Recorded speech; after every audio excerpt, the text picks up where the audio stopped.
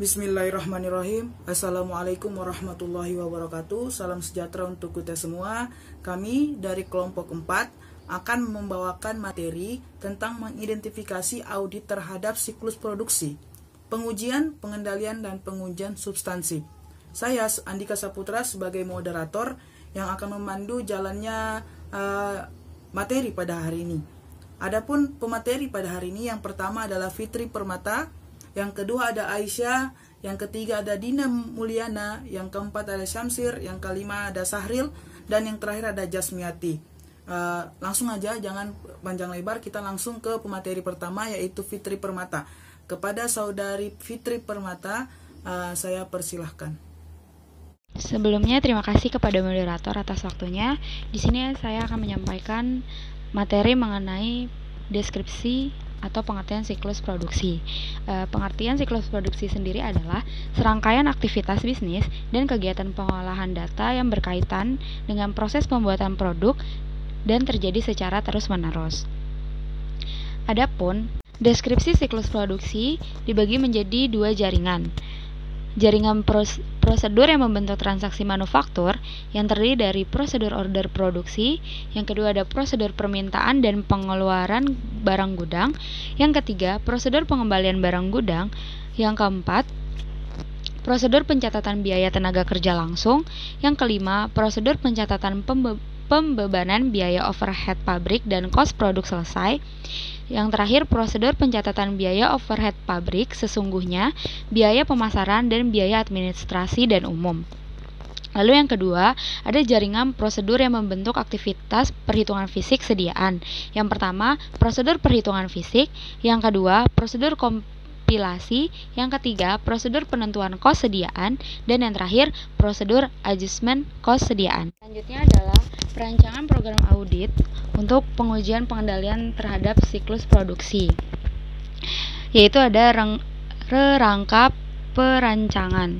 Yang pertama, pemahaman sistem informasi akuntansi untuk pelaksanaan transaksi seperti manufaktur dan penghitungan fisik sediaan. Yang kedua, penentuan kemungkinan salah saji dalam setiap tahap pelaksanaan transaksi manufaktur dan penghitungan fisik sediaan. Yang ketiga, penentuan aktivitas pengendalian yang diperlukan untuk mendeteksi dan mencegah salah saji dalam setiap tahap pelaksanaan transaksi, manufaktur, dan penghitungan fisik sediaan. Penentuan prosedur audit untuk mendeteksi efektivitas aktivitas pengendalian. Dan yang kelima, penyusunan program audit untuk pengujian terhadap transaksi. Sekian materi dari saya kembalikan ke moderator. Terima kasih kepada saudari Fitri Permata telah membawakan materi pertama. Kita lanjut ke materi kedua, yaitu Aisyah. Kepada saudari Aisyah, saya persilahkan. Assalamualaikum warahmatullahi wabarakatuh. Terima kasih kepada moderator yang telah memberikan kesempatan kepada saya untuk membahas tentang perancangan program audit untuk pengujian pengendalian aktivitas perhitungan fisik sediaan. Nah, jadi di dalam aktivitas perhitungan fisik sediaan itu ada 3 fungsi.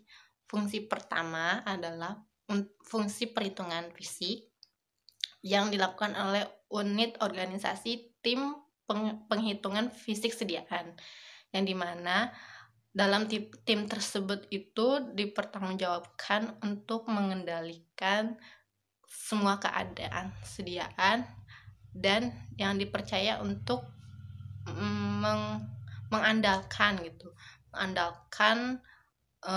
mengandalkan barang-barang yang ada pada pencatatan kartu sediaan.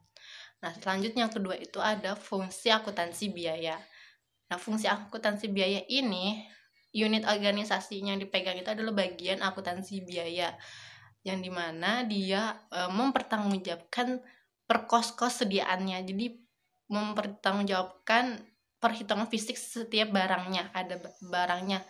Nah, selanjutnya itu ada fungsi akuntansi umum. Fungsi akuntansi umum ini unit organisasi yang dipegang adalah di bagian akuntansi umum, yang dimana dia itu yang akan menjurnal di adjustment dan yang akan menentukan harga pokok per kos persediaannya. Nah, selanjutnya itu ada dokumen. Dokumen yang menjadi suatu acuan terjadinya perhitungan fisik. Itu ada kartu perhitungan fisik, bukti memorial, dan daftar hasil penghitungan fisik. Nah, pencatatan akuntansi atau catatan akuntansi dalam aktivitas penghitungan fisik sediaan itu dilakukan dengan dua cara atau dilakukan dengan dua jurnal. Pertama, buku pembantu sediaan, dan kedua adalah dengan jurnal umum. Aktivitas yang dilakukan dalam aktivitas penghitungan fisik sediaan adalah sebagai berikut. Yang pertama itu penomoran, penghitungan, dan pengecekan itu harus dipisah. Nah, yang kedua, penggunaan kartu penghitungan fisik sediaan harus bernomor urut yang tercetak.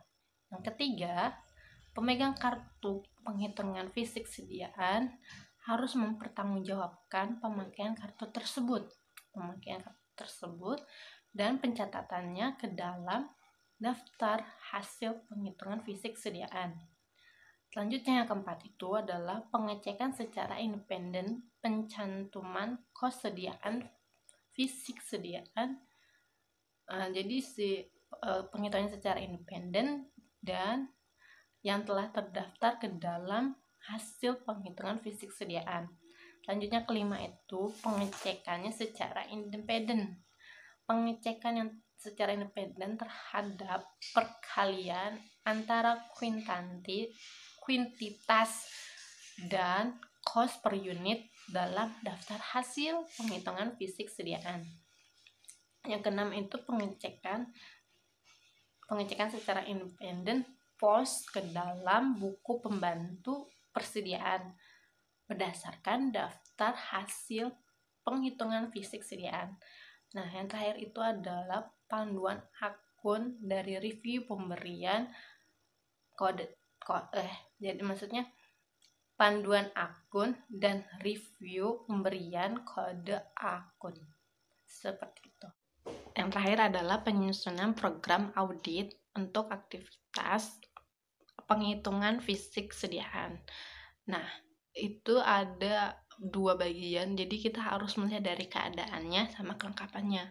Nah, kalau dari keadaannya atau kejadiannya itu, pertama kita harus mempelajari instruksi yang dibuat untuk penghitungan fisik sediaan. Nah, setelah kita mempelajari instruksinya, kita lalu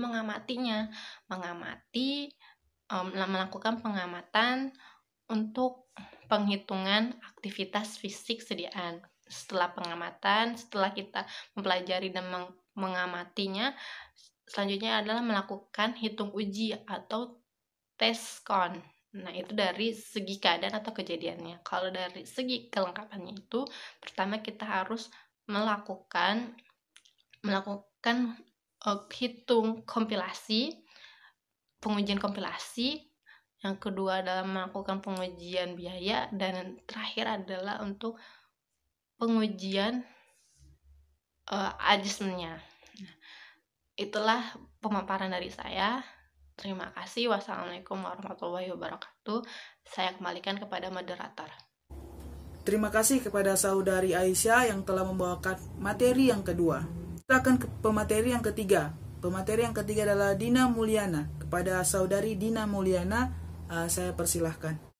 Assalamualaikum warahmatullahi wabarakatuh. Terima kasih saya sampaikan kepada moderator yang telah memberikan kesempatan kepada saya. Nah, dalam kesempatan kali ini saya akan membahas mengenai perancangan program audit untuk pengujian pengendalian transaksi manufaktur. Nah, dalam transaksi manufaktur ini terdapat 4 poin utama, yaitu fungsi terkait, dokumen, catatan akuntansi, dan yang terakhir bagian alir sistem informasi akuntansi. Nah, untuk yang pertama yaitu fungsi terkait atau unit pemegang fungsi pada transaksi manufaktur tersebut. Nah, dalam fungsi terkait ini ada beberapa fungsi, yaitu yang pertama fungsi penjualan, kemudian fungsi otoritas produksi, fungsi perencanaan dan pengendalian produksi, kemudian ada fungsi di gudang, dan fungsi akuntansi biaya, dan yang terakhir adalah fungsi akuntansi umum. Itulah untuk fungsi-fungsi yang terkait dalam transaksi manufaktur. Kemudian poin yang kedua yaitu dokumen. Ada beberapa dokumen yang diperlukan dalam transaksi manufaktur ini. Yang pertama yaitu surat order produksi atau surat perintah yang dikeluarkan dari departemen produksi. Nah, yang kedua yaitu kartu jam kerja, kartu yang digunakan untuk mencatat jam kerja tenaga kerja langsung.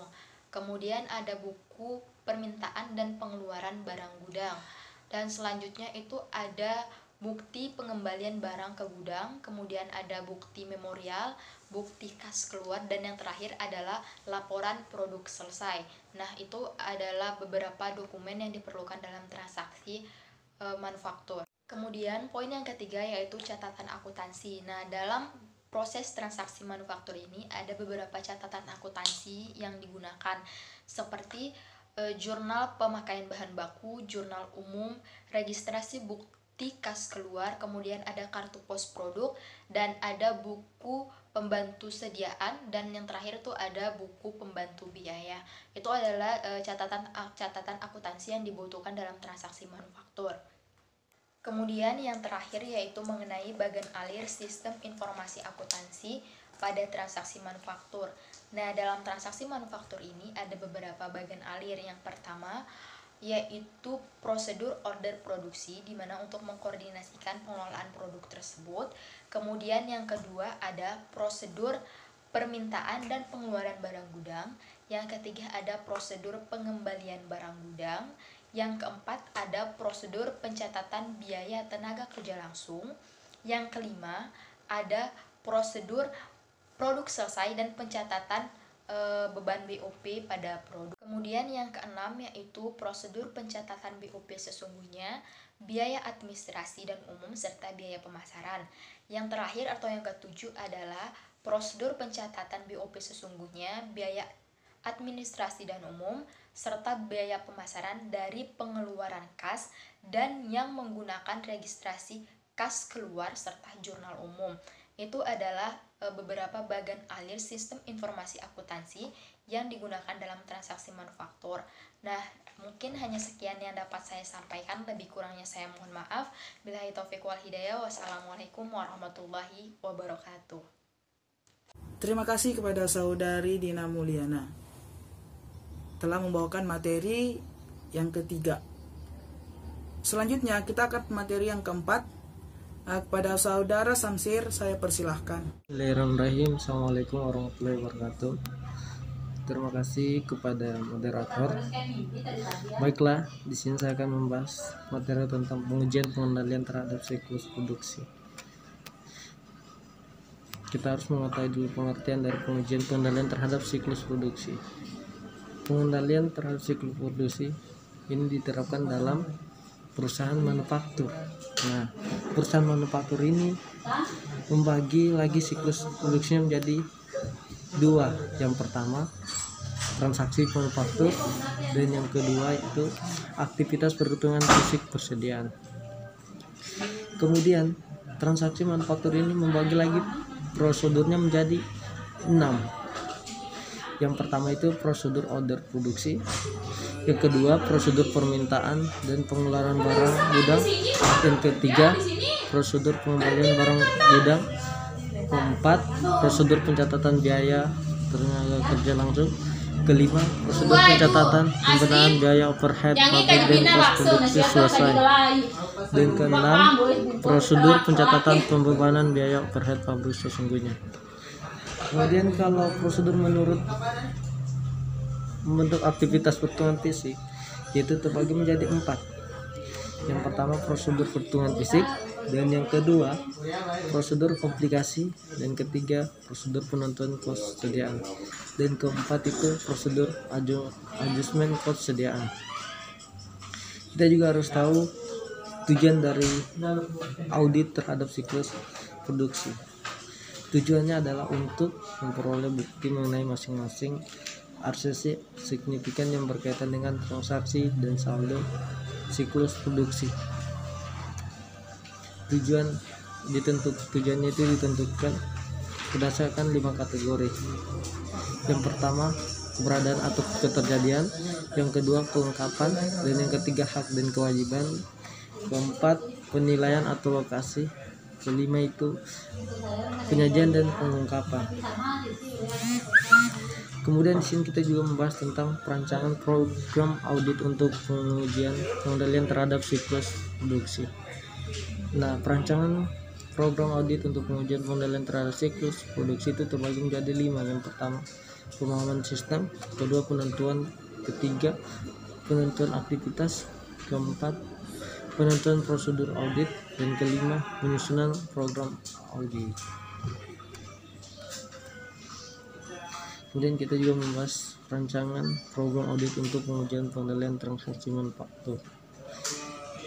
Perancangan program audit untuk pengujian pengendalian transaksi manufaktur dibagi menjadi 7: fungsi penjualan, fungsi otorisasi produksi, fungsi perencanaan dan pengendalian produksi, fungsi gudang, fungsi akuntansi biasa, fungsi akuntan umum.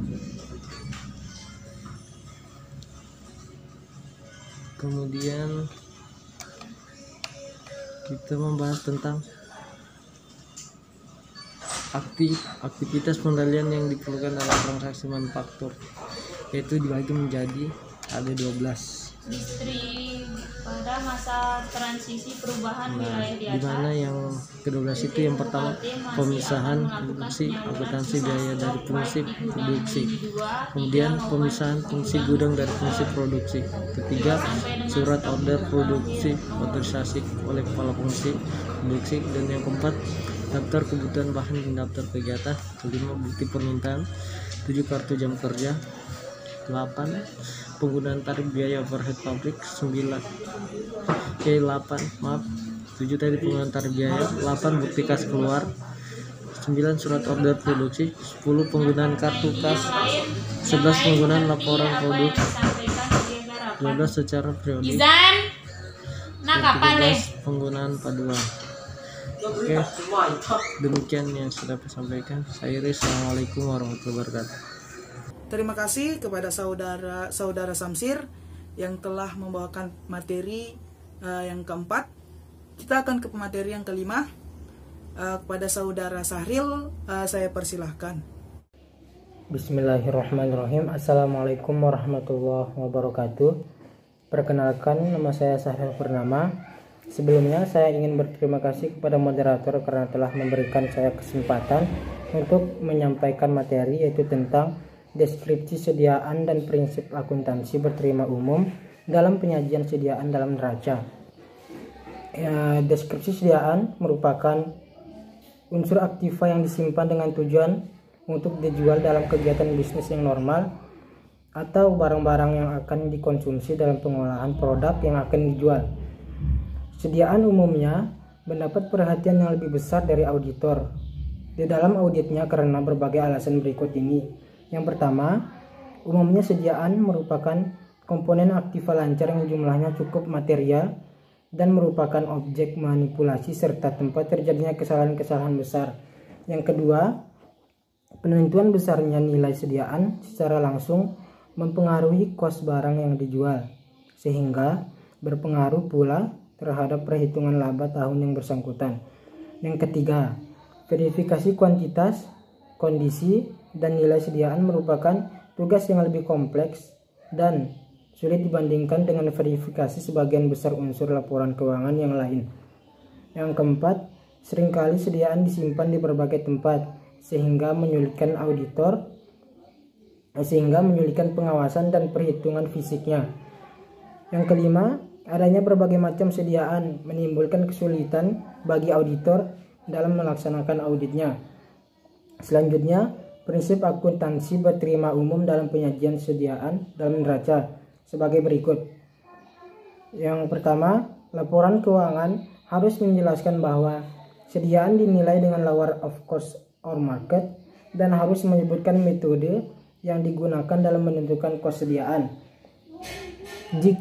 Yang kedua, jika sediaan dinyatakan pada kosnya, nilai pasarnya pada tanggal neraca harus dicantumkan dalam tanda kurung, dan jika sediaan diturunkan nilainya pada harga pasarnya, kosnya harus dicantumkan dalam tanda kurung. Yang ketiga, akibat perubahan metode penilaian sediaan terhadap perhitungan rugi laba tahun yang diaudit harus dijelaskan dalam laporan keuangan, dan auditor harus menyatakan pengecualian mengenai konsistensi penerapan prinsip akuntansi berterima umum dalam laporan audit. Yang keempat, penjelasan yang lengkap harus dibuat dalam laporan keuangan jika sediaan digadaikan sebagai jaminan utang yang ditarik oleh klien. Yang kelima, jika jumlahnya material, sediaan dalam perusahaan manufaktur harus dikelompokkan menurut kelompok utama, yaitu berikut ini: sediaan produk jadi, sediaan produk dalam proses, dan sediaan bahan baku. Penyajian kelompok sediaan tersebut dalam neraca berdasarkan urutan likuiditasnya. Baik, sekian penyampaian materi dari saya. Terima kasih. Assalamualaikum warahmatullahi wabarakatuh. Terima kasih kepada saudara Sahril yang telah membawakan materi yang kelima. Kita ke pemateri yang terakhir, yaitu yang dibawakan oleh saudari Jasmiati. Kepada saudari Jasmiati, saya persilahkan. Bismillahirrahmanirrahim. Assalamualaikum warahmatullahi wabarakatuh. Terima kasih kepada moderator sebelumnya atas kesempatan yang diberikan kepada saya untuk menyampaikan pemateri. Langsung saja dengan saya sendiri, Jasmiati, akan menyampaikan materi mengenai tujuan pengujian substantif terhadap sediaan dan program pengujian substantif terhadap saldo sediaan. Baiklah, dimana untuk pertama kalinya saya akan menjelaskan tentang tujuan pengujian substantif terhadap sediaan, dimana tujuan audit terhadap sediaan. Yang pertama itu ada memperoleh keyakinan tentang keadaan catatan akuntansi yang bersangkutan dengan sediaan. Yang kedua itu membuktikan asersi keberadaan sediaan yang dicantumkan di neraca dan keterjadian transaksi yang berkaitan dengan sediaan.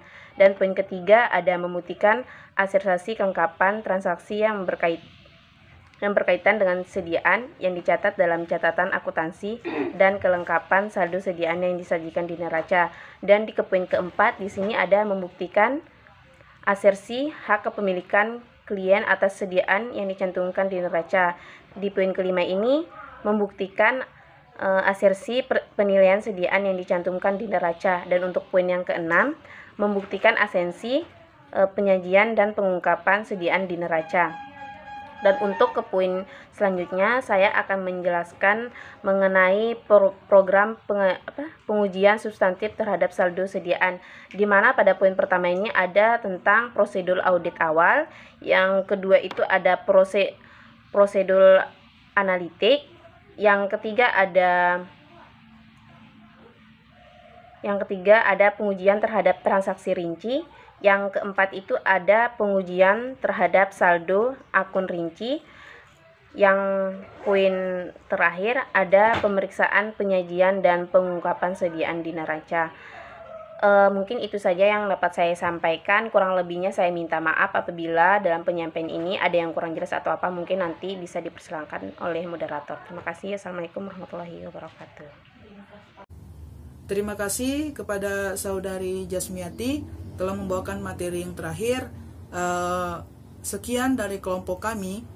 Jika ada salah kekurangan mohon dimaafkan. Dan saya sebagai moderator mengundur diri. Dan saya mengucapkan wassalamualaikum warahmatullahi wabarakatuh.